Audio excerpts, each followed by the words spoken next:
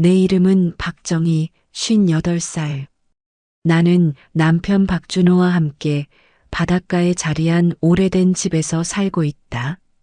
한때는 시립 도서관에서 사서로 일했지만 10년 전 은퇴한 뒤로는 집에서 책 교정 일을 하며 조용히 하루하루를 보내왔다. 딸은 이미 결혼해 옆 도시에 살고 있고 집안에는 바람소리와 파도 소리만이 여백처럼 흘러다녔다. 남편 준호는 나보다 2살 많은 60살. 작년에 은행에서 정년퇴직한 뒤 허전함을 메우듯 취미에 빠져 살았다. 평일이면 골프 연습장에 나가고 주말이면 친구들과 필드를 돌았다. 집에 있는 날에는 정성껏 분재를 다루거나 텔레비전 앞에서 스포츠 중계를 보며 시간을 흘려보냈다. 우리 부부 사이의 대화다운 대화가 끊긴 지도 오래였다. 식탁에 마주 앉아 있어도 준호는 늘 화면에 시선을 고정한 채 오늘 된장국이 조금 짜네. 내일 비 오면 골프는 괜찮으려나. 혼잣말 같은 소리만 흘릴 뿐 대답을 기대하지도 않았다. 젊은 시절은 달랐다. 우리 둘 다 책을 좋아해 휴일이면 헌책방을 돌고 새로 생긴 도서관을 찾아 나서곤 했다. 바닷바람을 맞으며 걸으며 읽은 책 이야기를 몇 시간이고 나누었다. 그때의 준호는 내 이야기에 귀 기울여 주었고 내 이름을 불러주며 눈을 반짝이던 사람이었다. 하지만 언제부터였을까? 남편이 나를 이름으로 부르지 않게 된 것이 언제부터일까? 같은 침대에 누워도 그의 등만 바라보게 된 것이 밤마다 그의 고른 숨소리는 너무 멀리 느껴졌고 그 등 뒤에 가로막힌 벽은 차갑고 높았다. 나는 점점 투명한 사람이 되어갔다. 집안일을 해내고 그의 곁을 지켜도 공기처럼 당연하게 여겨질 뿐 오직 책 교정의 시간이 나 자신을 확인시켜주는 유일한 순간이었다. 빨간 펜으로 원고를 고치며 활자에 몰입하는 동안만은 나는 박준호의 아내가 아닌 한 사람의 인간 박정희로 존재할 수 있었다. 그러던 어느 날 오후였다. 평소와 다름없이 교정 원고에 파묻혀 있던 내게 현관 초인종 소리가 들렸다. 준호가 응대했으므로 나는 방에서 얼굴을 내밀지도 않았다. 그런데 잠시 뒤 거실에서 남편의 낮은 목소리가 들려왔다. 어이, 도윤군. 이렇게 직접 와줘서 고맙네. 도윤. 그 이름을 듣는 순간 내 심장은 작게 요동쳤다. 그는 준호가 은행에서 일하던 시절 아끼던 후배의 아들이었다. 후배는 이미 세상을 떠났고 준호는 친동생처럼 아끼던 그를 잃고 크게 낙담했었다. 그 후로 남편은 아버지를 잃은 청년 도윤을 친자식처럼 챙겨왔다고 나는 들었다.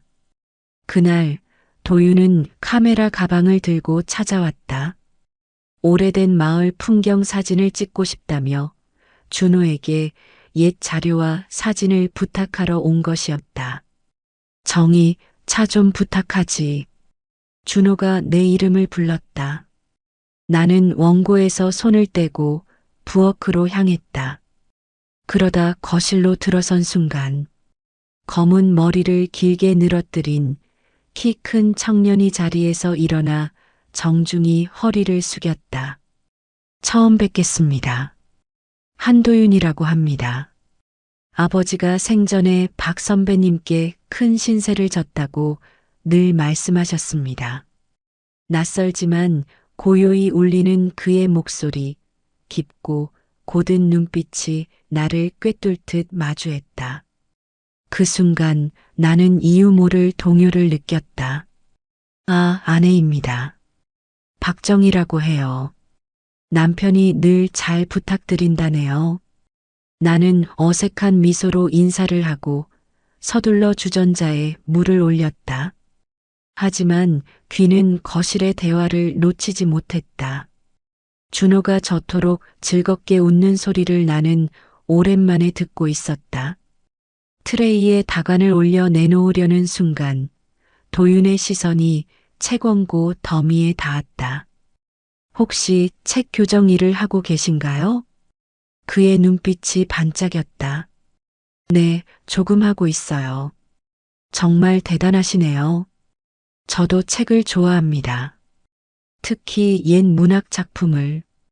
가슴이 철렁 내려앉았다. 남편은 내일이든 내가 무슨 책을 읽는지든 전혀 물어오지 않았다. 그런데 이 젊은이는 내 세계를 들여다보려 했다. 아, 그건. 내가 대답하려는 찰나 준호의 차가운 목소리가 말을 잘랐다. 정희, 도윤구는 일 때문에 온 거야. 책 얘긴 됐어. 차만 내려두고 들어가라. 날카로운 칼날이 내 가슴을 베어갔다. 나는 테이블 위에 다관을 내려놓고 억지 미소를 남긴 채 방으로 물러섰다. 그날 밤 남편의 등을 바라보며 나는 쉽게 잠들지 못했다. 낯선 청년의 눈빛, 내 세계에 귀 기울이던 그 진지한 시선이 자꾸만 떠올랐다. 그리고 잊어버린 줄 알았던 감정이 오래된 심연에서 미묘하게 흔들리기 시작했다. 며칠이 흐른 어느 오후 창밖에는 빗줄기가 유리창을 두드리고 있었다. 나는 언제나처럼 작업방 책상 앞에 앉아 원고에 펜을 굴리고 있었지만 활자들은 눈에 들어오지 않았다. 남편 준호는 골프 동료들과 점심 모임에 나가 있었고 집안에는 빗소리와 나 혼자 내쉬는 숨소리만 가득했다. 그때 휴대폰이 진동했다. 낯선 번호. 평소 같았으면 받지 않았을 것이다.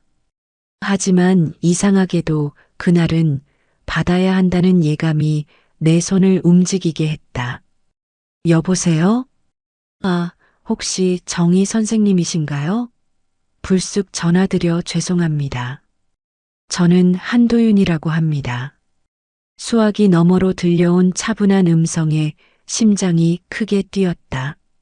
며칠 전 깊고 고든 눈빛으로 나를 바라보던 그 청년의 얼굴이 순간적으로 떠올랐다. 그는 남편에게 전화를 했지만 부재 중이었고 대신 내 번호를 알려받았다고 설명했다. 앨범 속 낡은 사진, 항구 근처 창고가 언제 철거되었는지 묻고 싶다고 했다. 나는 기억을 더듬어 조심스럽게 답했다.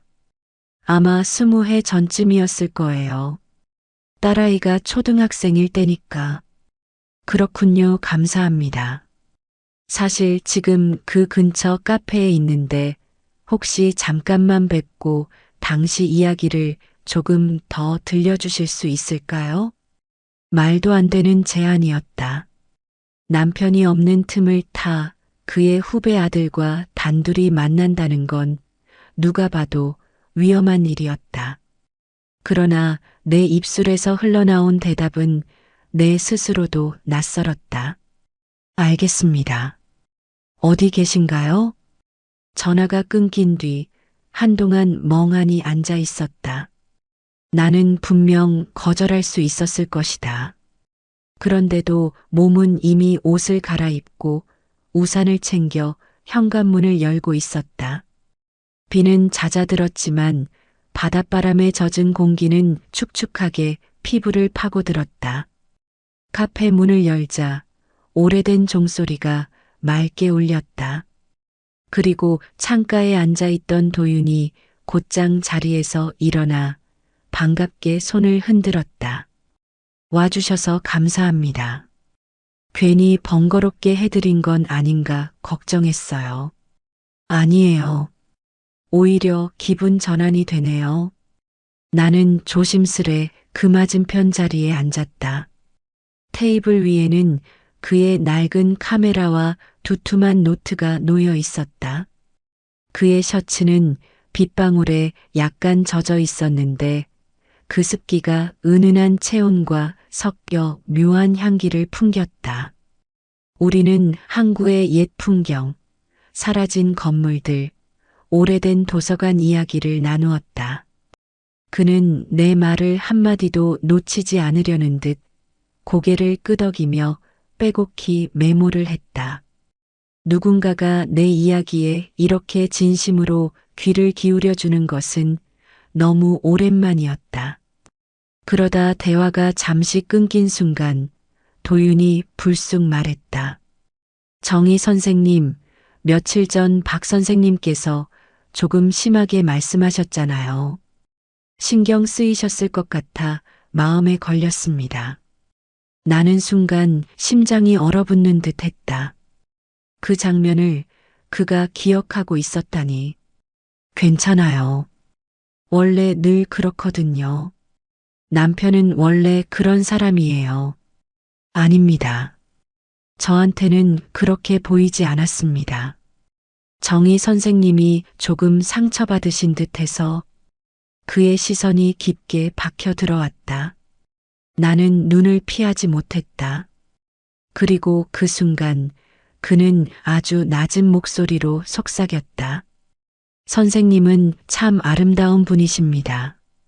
차분하면서도 어딘가 슬퍼 보이셔서 내 목을 타고 뜨거운 피가 확 끓어오르는 걸 느꼈다. 아름답다.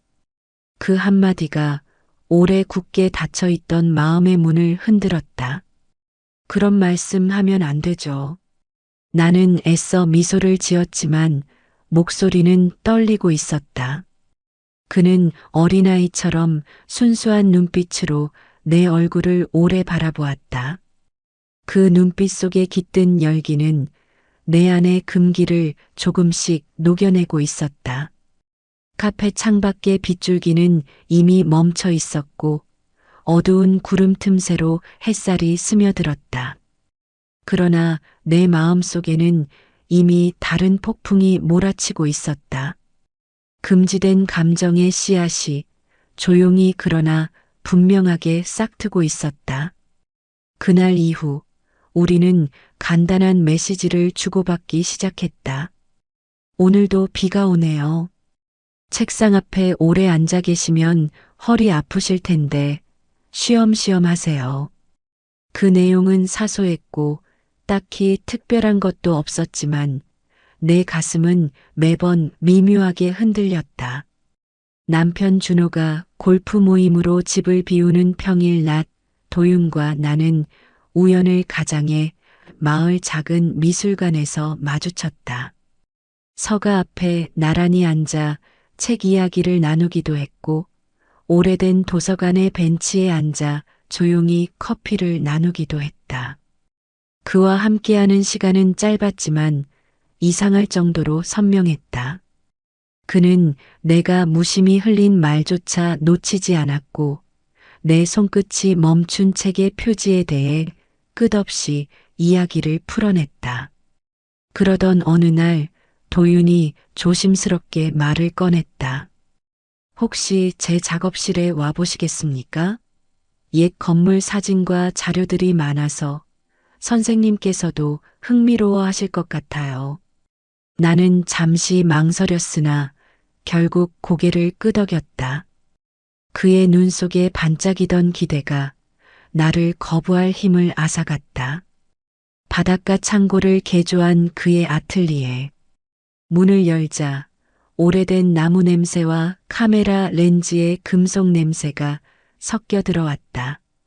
벽면에는 흑백 사진이 가득 걸려 있었는데 허물어져 가는 집, 철거를 앞둔 창고, 사라져버린 골목길 모두 잃어버린 시간의 흔적들이었다. 이 사진들 참 묘하네요. 쓰러져가는 건물인데 이상하게도 힘이 있어요. 고맙습니다. 저는 잊히는 것들의 마지막 숨결을 담고 싶어서 찍습니다.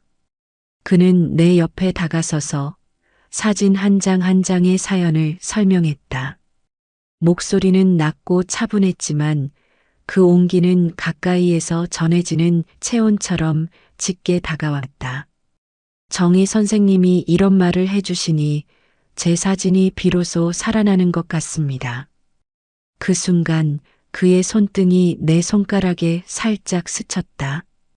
단순한 우연일 수도 있었다. 그러나 그 미묘한 접촉이 내 온몸에 전류처럼 번져갔다. 나는 반사적으로 손을 거두려 했지만 그는 살며시 내 손가락을 감싸쥐었다. 남편이 아닌 다른 남자의 손길. 20년 넘게 잊고 지낸 감각이 뜨겁게 깨어났다. 안 됩니다, 이런 건. 나는 떨리는 목소리로 말했지만 손을 뿌리치지 못했다. 그의 손길은 의외로 단단하면서도 놀라울 만큼 다정했다. 저는 선생님을 보고 있으면 더 이상 참을 수가 없습니다. 그의 시선이 내 얼굴에 꽂혔다. 그 안에는 거짓도 계산도 없었다. 그저 나를 원하는 열망만이 있었다. 순간 오래도록 갈라지고 말라붙어 있던 내 마음 한가운데에 불이 붙는 듯 했다. 나는 마치 깊은 물속에서 오래 버티다. 드디어 숨을 들이마신 사람처럼 헐떡였다. 그와 나 서로 아무 말도 하지 않은 채 오래도록 눈을 마주 보았다. 그리고 나는 알았다. 이제 돌이킬 수 없는 선을 넘을 순간이 다가오고 있다는 것을. 우리는 창고의 작은 소파에 나란히 앉아 있었다. 비좁은 공간, 빗소리조차 들리지 않을 만큼 팽팽한 침묵. 내 심장은 귀 옆에서 터질 듯 요동쳤다. 그는 천천히 몸을 기울였다. 나는 본능적으로 눈을 감았다. 그리고 부드럽게, 그러나 깊숙하게 스며드는 그의 입술이 내 입술을 덮었다. 오랜 세월 잊고 있던 감각. 남편과의 습관 같은 인사와는 전혀 다른 전율이 이는 금단의 키스였다. 도윤 씨, 내가 이름을 부르는 순간 그는 더 깊숙이 나를 끌어안았다. 그 품 안에서 나는 오랫동안 억눌러왔던 공허와 갈증이 터져나오는 것을 느꼈다. 그날 창고 아틀리에의 작은 소파 위에서 우리 입술이 맞닿은 순간 세상의 소음은 사라졌다. 빗방울이 유리창을 두드리는 소리조차 멀리 희미하게 들릴 뿐 내 귀에는 오직 심장의 고동과 그의 뜨거운 숨결만이 울려 퍼졌다. 나는 떨리는 목소리로 말했다. 도윤 씨, 이건 잘못된 일이에요. 우린 잘못일지 몰라도 제겐 진심입니다. 정희 선생님, 저는 더 이상 참을 수가 없습니다. 그의 손이 내 뺨을 감싸며 눈물을 닦아내듯 내려왔다. 20년 넘게 잊혀있던 여자로서의 이름 없는 갈증이 그 손길 하나로 순식간에 깨어났다. 나는 애써 고개를 돌렸지만 그 순간 빗소리가 점점 거세졌다. 마치 우리 죄를 감추어 주려는 듯 세상과의 경계를 더욱 두껍게 만들어주는 것 같았다. 한 번만 이 순간만 허락해 주세요. 그의 목소리는 간절했고 눈빛은 뜨거웠다. 나는 마지막 힘으로 저항하려 했으나 손끝 하나조차 떼어낼 수 없었다. 그의 팔이 내 허리를 끌어당기자 나는 부서질 듯 그의 품에 안겼다. 오랫동안 차갑게 식어있던 내 몸은 그의 체온에 닿는 순간 불길처럼 타올랐다. 도윤 씨, 제발. 입술로는 거절을 말했지만 내 두 팔은 이미 그의 목을 감싸고 있었다. 그 순간 나는 알았다. 내 안의 금기는 이미 무너졌다는 것을. 우리는 창고 한쪽에 놓인 낡은 커튼 뒤 작은 침대 위에 몸을 기댔다. 그의 셔츠 단추가 하나둘 풀릴 때마다 내 숨결은 거칠어졌다. 남편의 손길에서는 단 한 번도 느낀 적 없던 떨림이 온몸을 휘감았다. 그는 마치 오래 기다려온 보물을 다루듯 조심스레, 그러나 굶주린 듯 나를 탐색했다. 피부에 닿는 손길마다 불꽃이 튀듯 전율이 일었고 나는 억눌러왔던 신음을 삼키지 못했다. 선생님 아름다우십니다. 너무 오랫동안 이렇게 목말라 계셨군요. 그의 목소리는 낮고 뜨거웠다.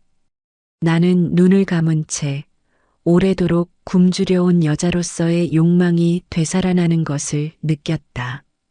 부끄러움과 쾌락이 뒤섞여 몸이 제멋대로 그의 손길을 따라가고 있었다.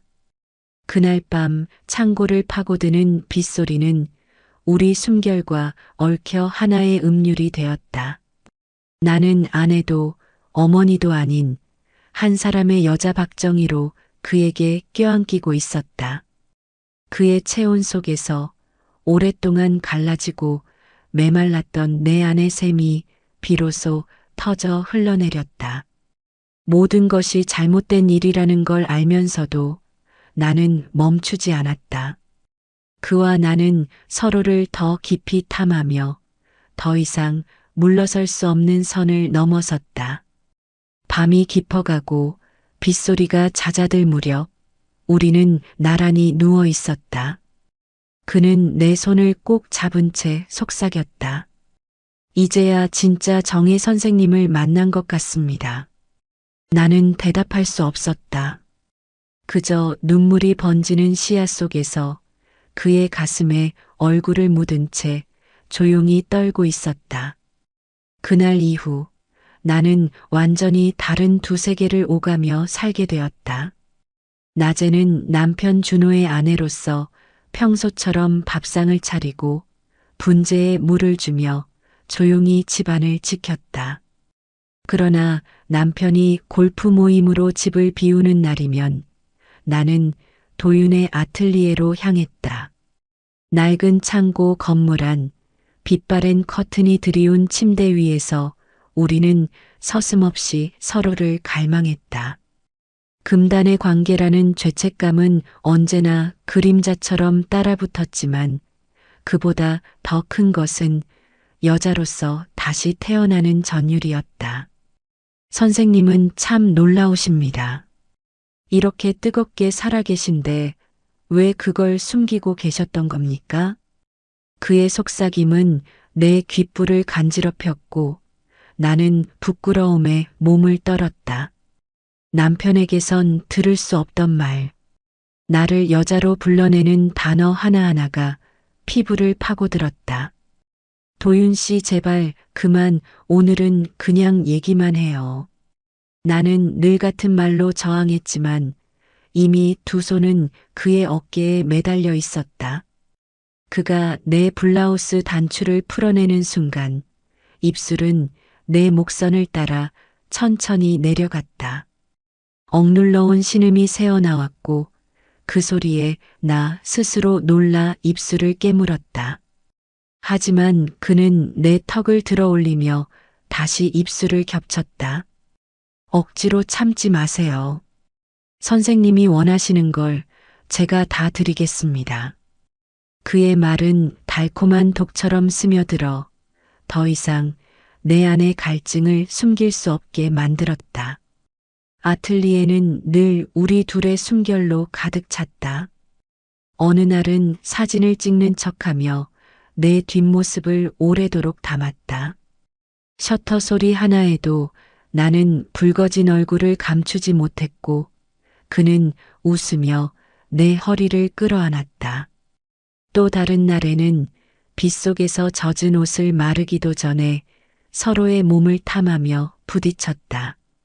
축축한 공기 속에서 섞이는 체온은 죄의식조차 잊게 만들 만큼 짙고 뜨거웠다.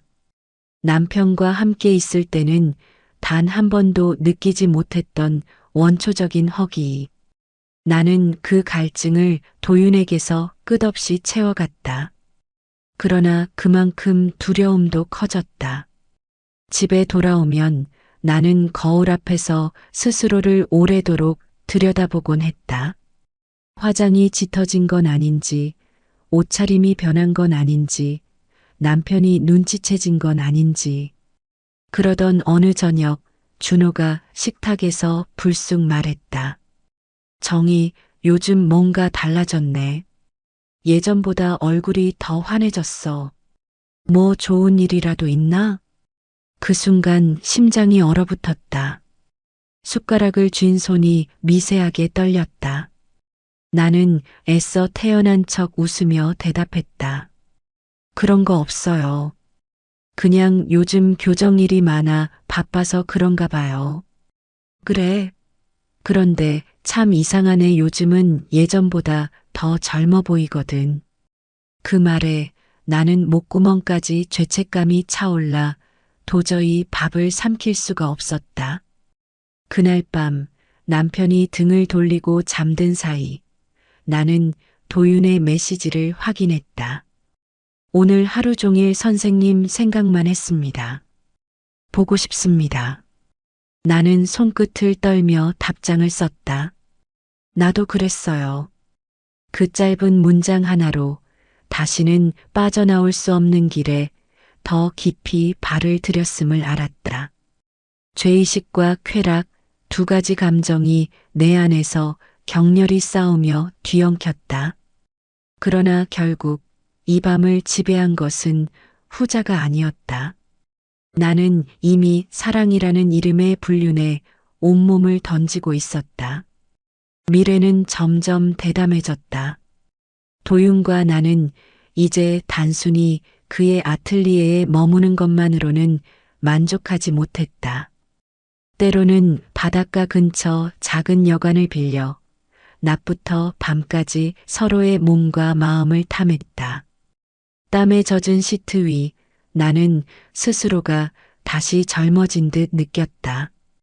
남편에게선 오래전에 사라져버린 뜨거움이 도윤과 함께 있을 때마다 내 몸 구석구석에 되살아났다.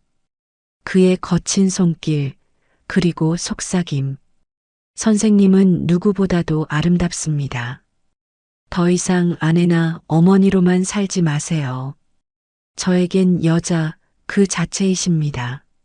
나는 그 말에 몸을 떨며 다시 그의 품으로 파고들곤 했다.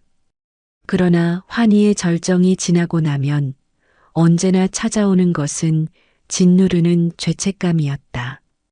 집으로 돌아가는 길, 신발에 묻은 흙조차 남편이 알아차릴까 두려웠다. 그러던 어느 날 저녁 준호가 불쑥 말을 꺼냈다. 정희, 요즘 뭐 숨기는 거 없지? 그 순간 젓가락이 내 손에서 떨어져 접시 위에서 짧게 울렸다. 무슨 말이에요? 아니, 그냥 요즘 부쩍 달라 보여서 예전보다 화사하고 웃는 날도 많아졌잖아. 그의 눈빛은 무심한 듯 했지만 어딘가 의심의 그림자가 드리워져 있었다. 나는 급히 미소를 지으며 고개를 저었다. 그냥 교정일이 많아져서 그래요. 신경 쓸 거 없어요. 그러나 내 목소리는 떨렸고 그 떨림을 준호가 느끼지 않았을 리 없었다. 그날 밤 남편이 등을 돌리고 잠든 뒤에도 나는 좀처럼 잠들 수 없었다. 도윤의 체온이 그리웠지만 동시에 남편의 눈빛이 떠올라 숨이 막혔다. 며칠 후 우리는 또다시 그의 아틀리에에서 만났다. 도윤은 내 얼굴을 오래 바라보다 낮게 속삭였다. 선생님, 더 이상 이렇게 숨어서만 만나고 싶지 않습니다. 나는 심장이 내려앉는 듯한 두려움에 휩싸였다. 무슨 소리예요? 그러면 안 돼요. 우린 들키면 끝장이에요. 그러나 그는 내 두 손을 끌어안고 뜨겁게 입술을 포개며 말했다. 저는 두렵지 않습니다. 오히려 선생님을 잃을까봐 더 무섭습니다. 그의 말은 달콤했지만 동시에 위험한 불꽃을 품고 있었다. 나는 눈을 감은 채 그의 키스를 받아들이면서도 마음속에서는 계속 종이 울렸다. 언제까지 이렇게 숨을 수 있을까? 언제까지 이 불길을 감출 수 있을까? 그날 저녁 집으로 돌아오자 현관 불빛이 이상하게도 차갑게 느껴졌다. 준호는 소파에 앉아 있었다. 손에는 맥주 캔이 들려 있었지만 눈빛은 나를 꿰뚫듯 매서웠다. 정희, 오늘 어디 다녀왔어? 단순한 질문이었지만 그 순간 온몸에서 피가 빠져나가는 것 같았다. 나는 억지로 미소를 지으며 대답했다. 그냥 시장에 좀 다녀왔어요. 그러나 그의 눈은 이미 내 거짓을 꿰뚫고 있는 듯 보였다. 그날 밤 남편의 등을 바라보며 나는 오랫동안 뒤척였다. 옆에서 고르게 들려오는 숨결조차 이상하게 낯설게 느껴졌다. 그리고 불현듯 아틀리에에서 내 옷자락에 남아있던 도윤의 향기가 떠올랐다. 혹시 준호가 이미 눈치챈 건 아닐까? 내 안의 두려움은 점점 커져갔고 그 두려움조차 이상하게도 또 다른 자극으로 변해버렸다. 나는 알고 있었다. 이 길은 이미 되돌아갈 수 없다는 것을. 그리고 가까운 미래, 발각의 순간이 반드시 다가오리라는 것도. 그날도 남편 준호는 대학 동창들과의 모임으로 서울에 하룻밤 다녀온다며 짐을 챙겨 나섰다. 나는 그 말에 안도했고 곧장 도윤에게 메시지를 보냈다. 오늘 저녁 괜찮아요. 기다리고 있겠습니다. 심장이 두근거렸다. 가방에 책 한 권을 넣고 아무렇지 않은 표정으로 집을 나섰다. 아틀리에의 불빛은 노을보다도 붉게 빛나고 있었다. 문을 열자 도윤이 곧장 나를 끌어안았다. 입술이 겹쳐지는 순간 나는 모든 두려움을 잊었다.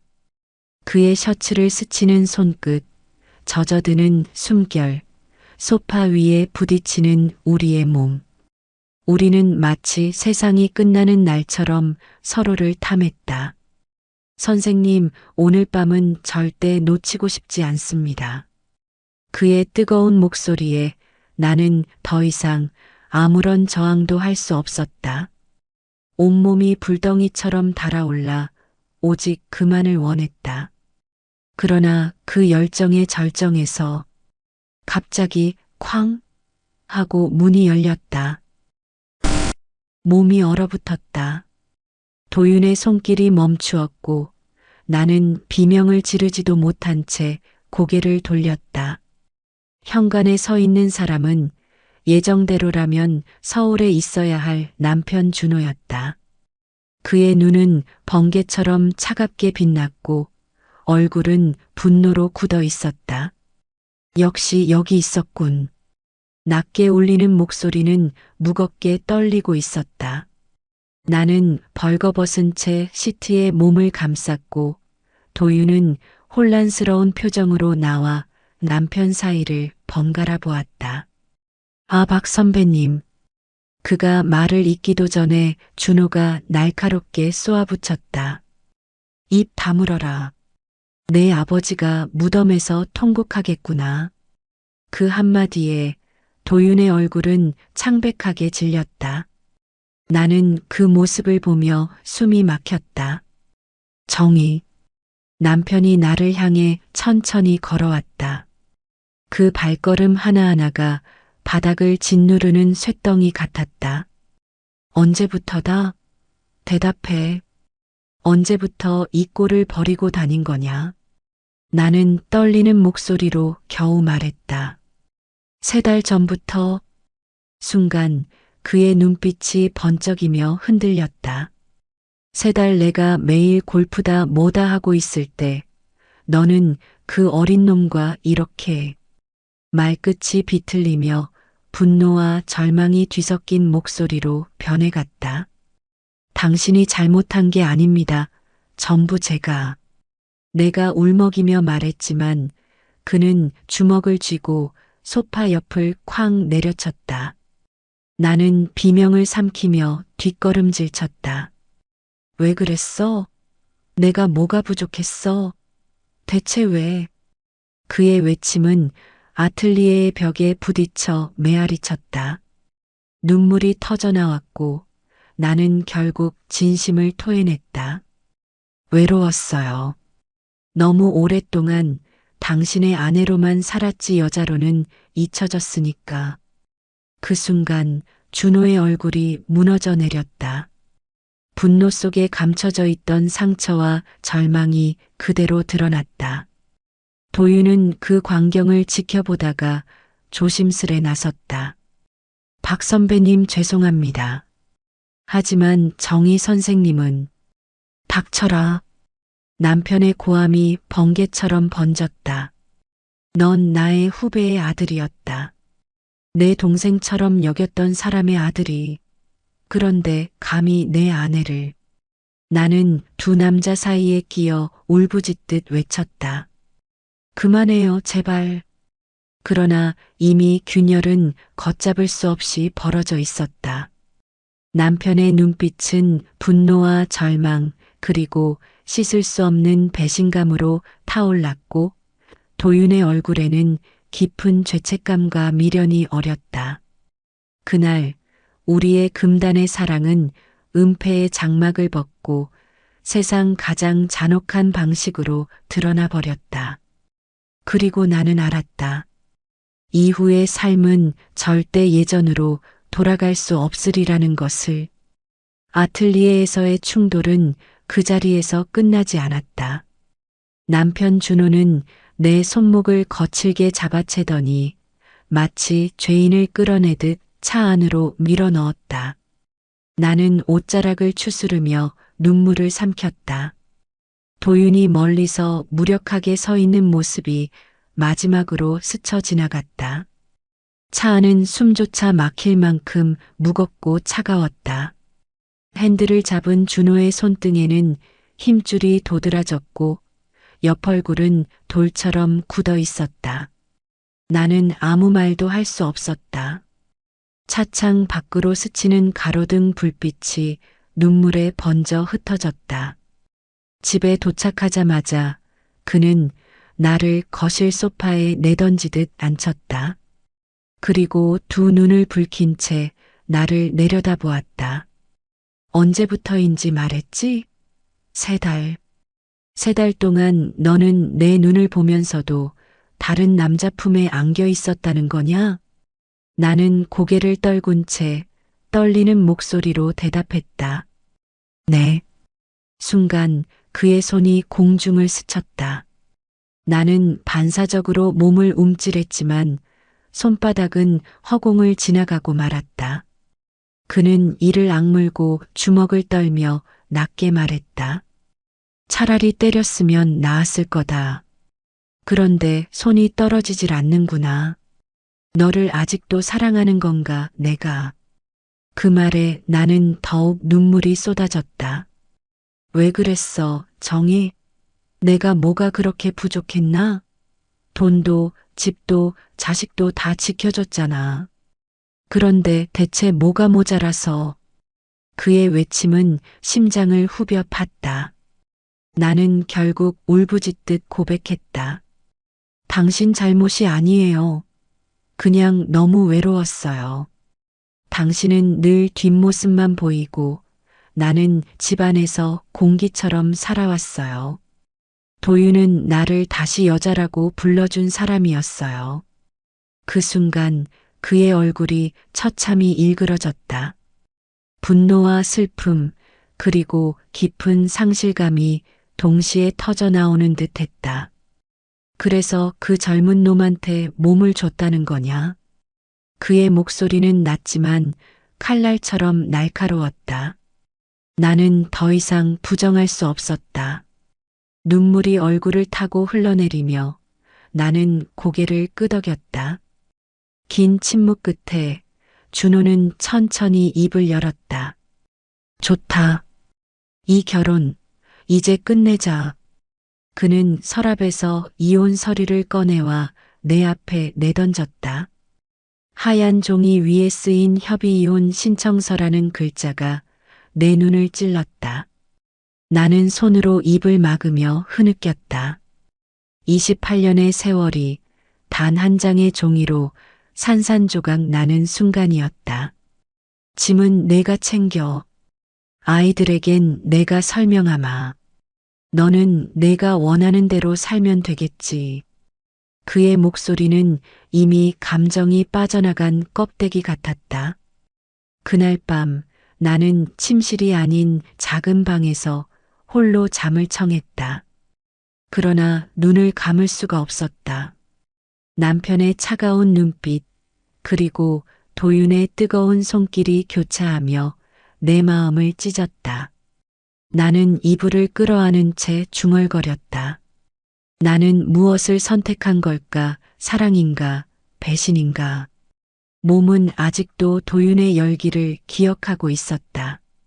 그러나 가슴 깊은 곳에서는 28년간 함께 쌓아 올린 남편과의 세월이 거대한 바위처럼 무겁게 눌러왔다.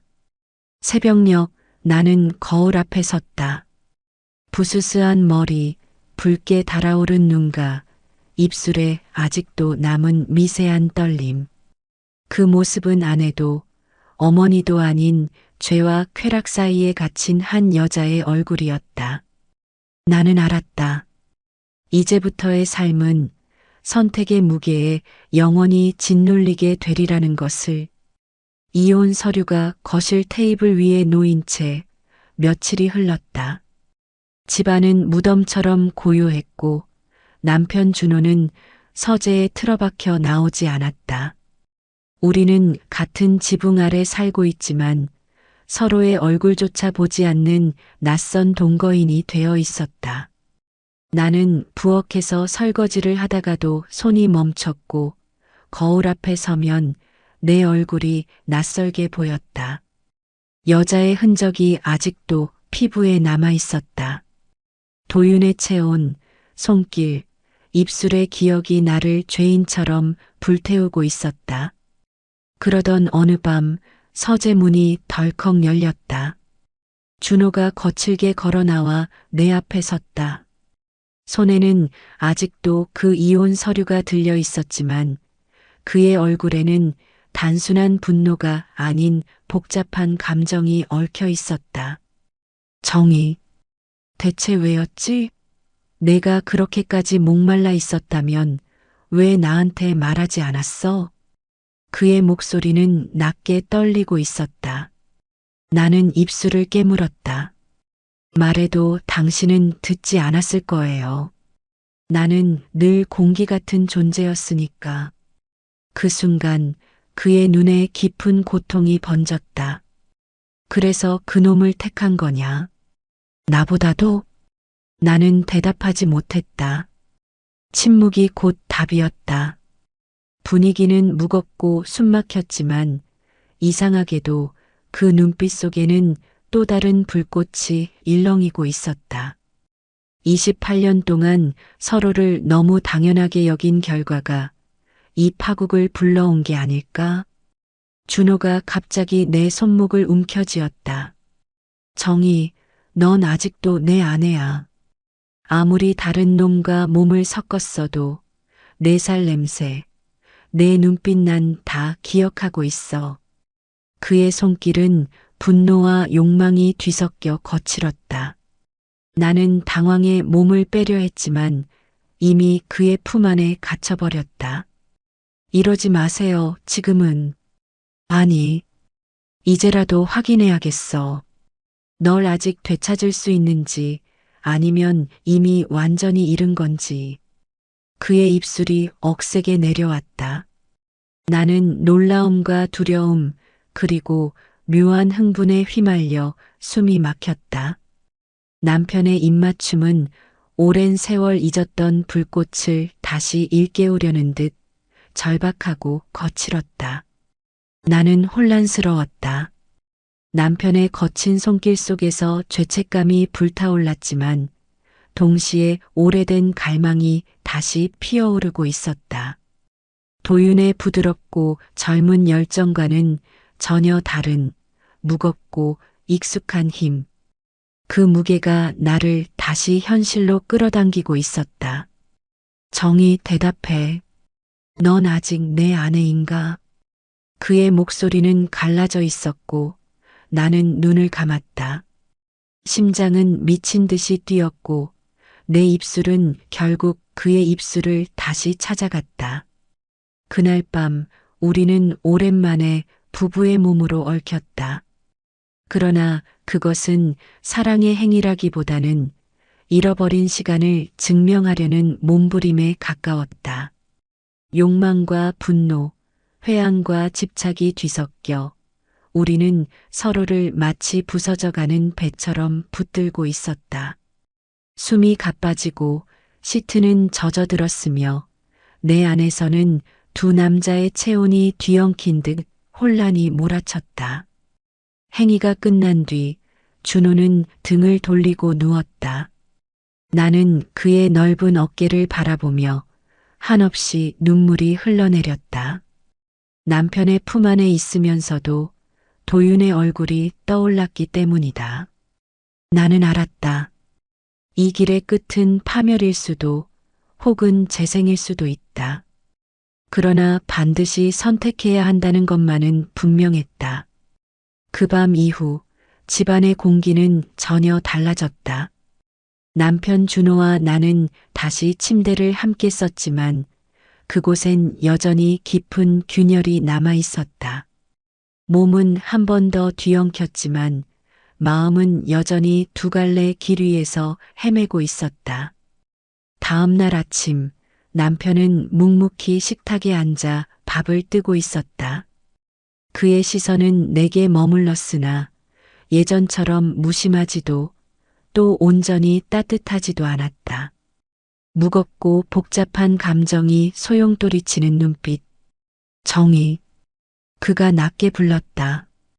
우린 다시 시작할 수 있을까? 아니면 여기서 끝내야 할까? 나는 숟가락을 내려놓았다.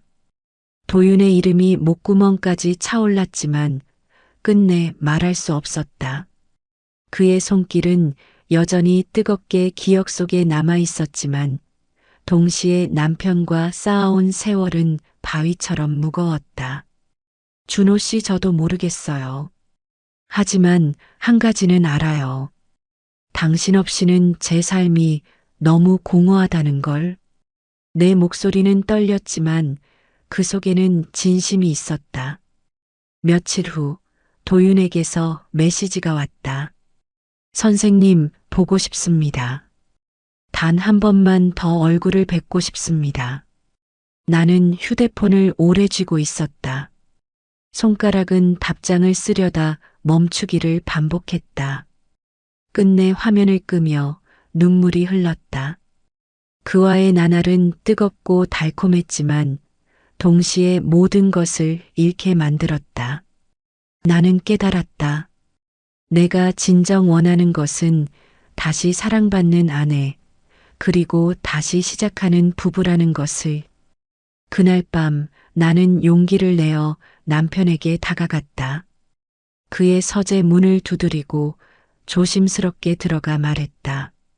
준호 씨, 우리 다시 해보지 않을래요? 마이너스에서라도 처음부터 다시. 남편은 오랫동안 침묵했다. 그러다 깊은 한숨을 내쉬며 내 손을 잡았다. 다시 시작하는 거냐? 그래, 해보자. 단 이번엔 서로를 절대 외면하지 말자. 그의 손은 여전히 거칠고 무겁지만 그 속에 진심이 담겨 있었다. 나는 그 손을 꽉 잡았다. 그리고 그 순간 가슴 깊은 곳에서 무언가가 무너져 내리며 동시에 다시 세워지는 것을 느꼈다. 그날 밤 우리는 다시 서로의 몸을 탐했다. 이번엔 분노나 집착이 아닌 다시 시작하려는 갈망으로. 서툴고 어색했지만 오래된 부부가 다시 서로를 확인하려는 절박한 몸짓이었다. 그의 입술은 여전히 무겁고 거칠었으나 그 속에 오랜 세월의 진심이 담겨 있었다. 나는 눈을 감고 그 품에 안기며 도윤의 얼굴을 마지막으로 떠나보냈다. 창밖에는 바닷바람이 불어오고 있었다. 파도 소리가 유난히 크게 들렸다. 나는 남편의 품에 안겨 속삭였다. 우리 이제는 서로를 놓치지 말아요. 그는 대답 대신 나를 꼭 끌어안았다. 그리고 오랜만에, 아주 오랜만에 내 이름을 불렀다. 정희. 그 부름은 눈물처럼 따뜻했고 나를 다시 살아있게 만들었다. 그렇게 나의 분류는 끝났다. 죄와 쾌락, 금단의 열정은 사라졌지만 그 불꽃이 남긴 흔적은 내 안에 영원히 남을 것이다. 나는 아내로서, 여자로서, 그리고 한 인간으로서 다시 걸음을 내딛기로 했다. 이 길 끝에 무엇이 기다리고 있든 이번만은 절대로 외면하지 않으리라.